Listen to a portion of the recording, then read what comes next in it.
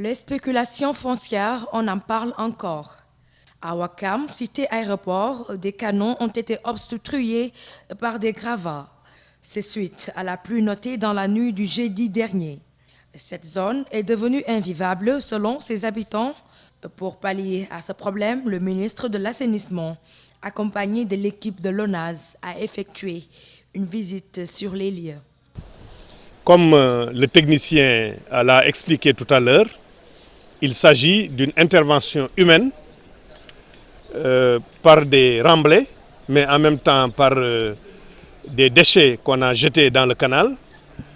Ces interventions humaines ont amené l'eau à dévier de son lit normal et à inonder les maisons environnantes.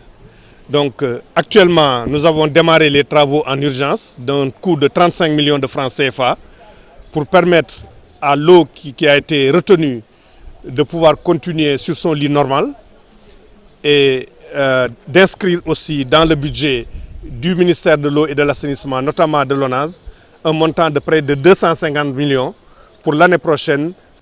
Les habitants de Ouakam dénoncent le manque de citoyenneté et de civisme de la part de certains.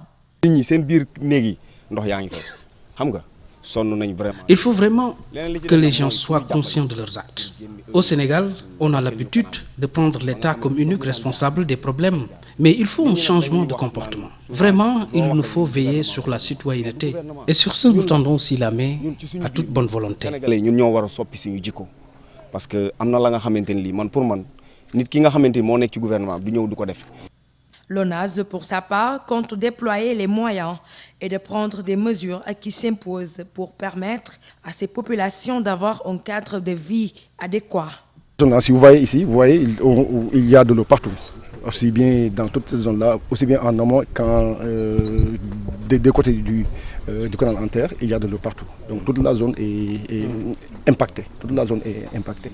Voilà, donc c'est pour cela qu'il faut nécessairement refaire ces travaux-là pour permettre aux eaux de reprendre donc maintenant le passage d'origine maintenant pour se retrouver en mer.